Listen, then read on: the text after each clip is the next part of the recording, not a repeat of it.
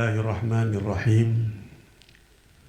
Assalamualaikum warahmatullahi wabarakatuh.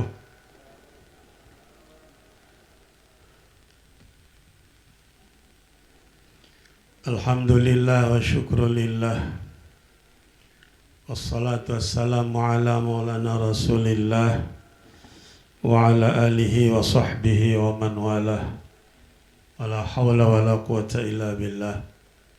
Allahumma aslih ummata Muhammadin sallallahu alaihi wasallam wa farij an ummati Muhammadin sallallahu alaihi wasallam warham ummata Muhammadin sallallahu alaihi wasallam wansyur wahfad wa ayyid nahdatal watani fil alamin bihaqqi Muhammadin sallallahu alaihi wasallam.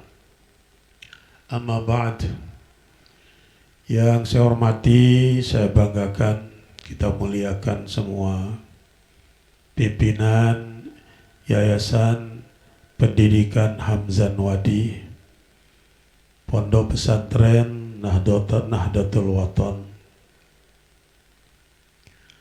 Yang saya hormati rekan-rekan pimpinan OPD jajaran Lombok Timur, para pejabat sipil TNI dan Polri, para masyayikh,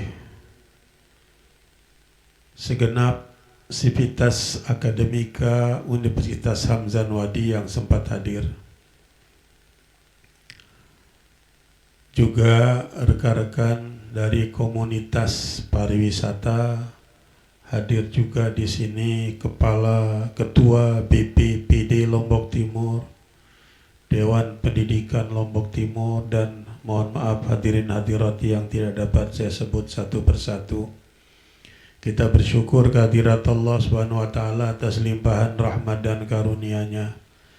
Seraya berharap mudah-mudahan salawat dan salam selalu terlimpah kepada junjungan kita Nabi Allah Muhammad sallallahu alaihi wasallam, pada keluarga beliau, sahabat beliau, sampai dengan kita umatnya sekalian hingga akhir zaman. Hadirin yang saya muliakan, saat ini kita berada di tempat yang penuh barokah, di lingkungan pendidikan yang mengalami kemajuan yang sangat pesat, di tempat di mana dulu Al-Maghfurlah mendirikan madrasah, mendirikan organisasi Nahdlatul Wathon. Dengan demikian maka tempat ini adalah tempat yang bersejarah. Di areal Birrul Walidain, di areal sebelah ada makam, dan seterusnya. Tempat ini dulu juga merupakan tempat yang penuh makna bagi saya secara pribadi. Oleh karena itu, kepada saya sudah disiapkan sambutan Bapak Ibu sekalian yang mencakup isinya kiprah Al-Maghfurlah dari aspek ideologi, politik, sosial, ekonomi, lebih-lebih yang berkaitan dengan dunia pendidikan, sosial, dan dakwah. Karena itu kalau saya bacakan ini relatif cukup, memerlukan waktu yang lama, dan saya kira kita juga semua sudah paham, mengenal betul siapa Al-Maghfurlah dengan segala kiprah beliau. Saya ingin menukilkan sejarah pribadi di tempat yang penuh berkah ini. Selama kurun waktu 6 tahun saya Pak Ketua Yayasan menimba ilmu di sini. Tamat sekolah dasar di Rumbu, dikirim oleh orang tua saya ke sini. Terjadi perdebatan hangat antara para tokoh-tokoh saudara-saudara saya yang memperdebatkan mengapa saya diserahkan ke sini waktu itu. Alhamdulillah selesai. Selama 6 tahun saya dididik, dibekali ilmu, dibekali akhlak, dan berbagai macam ilmu pengetahuan yang lain oleh para guru kami, ustadz kami. Dan pada tahun 1974 saya menyelesaikan madrasah sanawiyah 6 tahun. Ijazah saya ditandatangani oleh Bapak Maksum Ahmad, keponakan dari Al-Maghfurlah. Melanjutkan pendidikan ke Jawa, bekerja, masuk TNI, dan pada tahun 1993 waktu itu saya masih berpangkat kapten, masih gagah, dibawa menghadap oleh orang tua saya kepada Al-Maghfurlah. Menghadap di Gedeng pagi sebelum dilaksanakan pengajian. Duduk di bawah, beliau berada di kursi. Sedikit pertanyaan beliau kepada saya setelah diceritakan oleh orang tua saya kepada beliau. Mohon maaf ini sifatnya pribadi sekali, tapi karena kita berada di tanah yang berkah, bernostalgia kepada Al-Maghfurlah. Lalu kemudian setelah diceritakan oleh orang tua saya siapa saya kepada beliau, lalu beliau meminta saya duduk lebih dekat lagi di samping beliau. Kursi di sebelah kanan kursi beliau, saya duduk di situ. Apa bahasan beliau? Apa milik mek? Saya utarakan ini. Yang paling menonjol saya utarakan adalah Nini, saya tiang pingin naik haji. Karena waktu itu kita belum punya bayangan ONH-nya dari mana, gaji tentara itu kecil, keperluannya banyak, tanggungannya besar, tidak punya bayangan untuk bisa menunaikan ibadah haji. Lalu beliau mengatakan, buka ketopong mek. Saya buka ketopong saya. Dulu rambutnya hitam pak, sekarang putih. Buka ketopong saya. Beliau berdoa sejenak, lalu di atas kepala saya ini beliau menandatangani. Makanya saya hafal betul tanda tangan beliau. Set.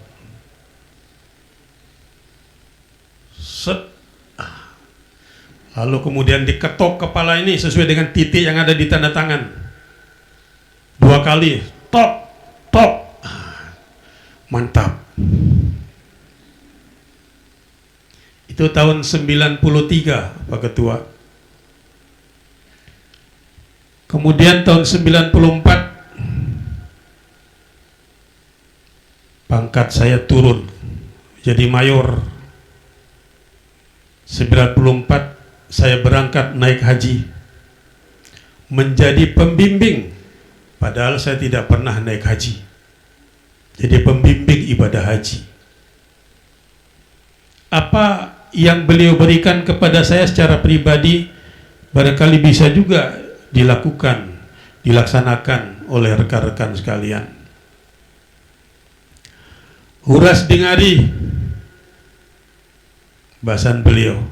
Uras dingari, minimal mes sholat tahajud 4 rakaat, witir 3 rakaat, minimal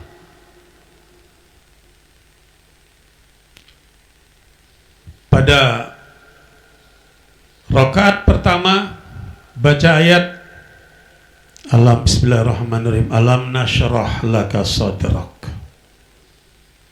Rakaat kedua, alam tara kaifa fa'ala rabbuka bi ashabil fil. Salam, bangun lagi. Rakaat pertama baca idza jaa nasrullah wal fath, pembukaan kota Mekah. Dan rakaat kedua pada yang terakhir itu dibaca li'ila fi Quraisy. Mari kita lihat, keempat surat itu adalah berkaitan langsung dengan kota Makkah, berkaitan erat dengan kota Makkah. Apa yang terjadi di kota Makkah, itulah karomahnya beliau. Bapak Ibu sekalian, saya kembali ke Jakarta menunaikan amanah beliau. Lalu kemudian 1 bulan setelah itu dipanggil oleh Bapak Kiai Haji Qasim Nur Seha. Waktu itu beliau menjadi ulama terkenal di Jakarta, dakwahnya kesana kemari. Kepada saya yang masih berpangkat kapten itu diberikan tugas menjadi sekretaris Yayasan Iqra Utama namanya, yang bergerak di bidang KBIH, kelompok bimbingan ibadah haji, di bawah naungan Dinas Pembinaan Mental TNI Angkatan Darat. Itulah yang saya katakan tadi, belum sampai 1 tahun saya melaksanakan amanah beliau itu. Tahun 93 naik haji, 93, 94, 95, 96, 97, 98, 99, terus. Berhentinya ketika saya pulang ke sini tahun 2001 menjadi dandim. Tidak sempat naik haji 2001, 2004. Terputus. Saya ngeluik lalu dosa waktu itu. Atau mungkin agak kelupaan juga sholat tahajudnya karena kesibukan. Kembali lagi tahun 2004 ke Jakarta, selesai jadi komandan Kodim. 2005 saya masuk Kementerian Agama, berangkat lagi menjadi komandan Satuan Arafah Mina. 2005, 2006, 2007, 2008 jadi bupati, tidak pernah naik haji lagi setelah itu. Ini karomah beliau, saya merasakan betul. Karena itulah saya menyatakan di tempat ini ada berkah. Kita berdoa itu, Bapak Ibu sekalian, dikabulkan oleh Allah SWT manakala saatnya tepat, tempatnya barokah. Itu minimal 2 persyaratan itu. Karena itu, seperti saya katakan tadi, tempat ini berkah, mengandung sejarah perjuangan beliau. Oleh karena itu kewajiban kita semua untuk memeliharanya, melestarikannya, meningkatkan perannya, khususnya bagi anak-anak kita pada masa yang akan datang.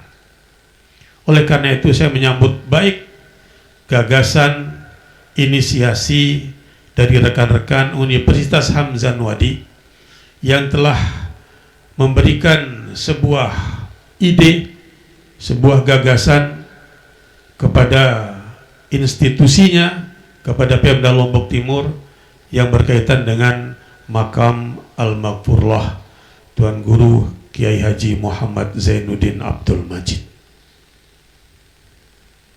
Ketika tahun 2008 yang lalu, jalan ini namanya Jalan Pahlawan. Saya menyatakan pahlawan itu umum, tidak khusus. Karena itu Pemda pada waktu itu memutuskan melalui sebuah perbuk merubah nama Jalan Pahlawan itu menjadi Jalan Tuan Guru Kiai Haji Muhammad Zainuddin Abdul Majid. Jauh sebelum orang-orang berikhtiar, jauh sebelum kita berikhtiar, melalui berbagai macam cara, dan alhamdulillah kita memiliki pahlawan nasional satu-satunya di Provinsi Nusa Tenggara Barat. Oleh karena itu, harapan kami, harapan Pemda Lombok Timur, mari kita berkontribusi, mari kita berkolaborasi, menjadikan wisata religi khusus di Taman Makam Al-Maghfurlah ini menjadi tempat yang membanggakan bagi kita semua. Membanggakan dari semua aspek, dari aspek penataannya, aspek kegiatannya, aspek ekonominya, dan berbagai macam aspek yang lain. Kalau kita melihat wisata-wisata religi yang lain, taruhlah kita mengunjungi makam Ibogiri, makam Raja-Raja Jogja. Siapapun yang berkunjung ke makam itu harus mengikuti tata cara yang ditetapkan oleh yang mengatur di tempat itu. Siapapun dia, perempuan harus pakai kemben, laki harus pakai pakaian Jawa. Semua aksesoris yang kita miliki, yang kita kenakan, disimpan pada satu tempat. Lalu kita disodorkan sebuah aksesoris, sebuah baju busana yang menyesuaikan dengan kondisi makam itu. Artinya apa? Tentu kita juga bisa berbuat seperti itu agar kesakralan, agar keberkahan makam ini dapat terpelihara dengan baik, tidak sembarang orang bisa masuk ke dalamnya dengan berbagai aktivitas yang sudah kita tentukan. Maka apa yang sudah diajukan oleh rekan-rekan komunitas Hamzan Wadi beberapa waktu yang lalu, Pemda menyambutnya dengan antusias.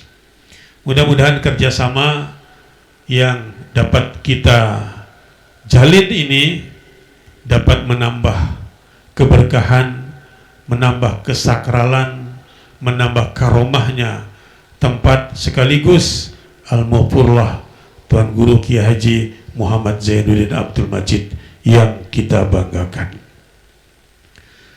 Saudara-saudara sekalian, akhirnya dengan bersama-sama mengucapkan kalimat thayyibah, mari kita launching bersama-sama Desa Wisata Religi Pahlawan Nasional Makam Tuan Guru Kiai Haji Muhammad Zainuddin Abdul Majid ini dengan bersama-sama membaca basmalah.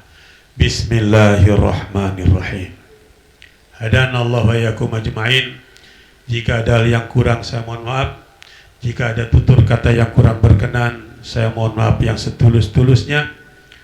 Wallahul muwaffiq wal hadi ila sabilir rasyad.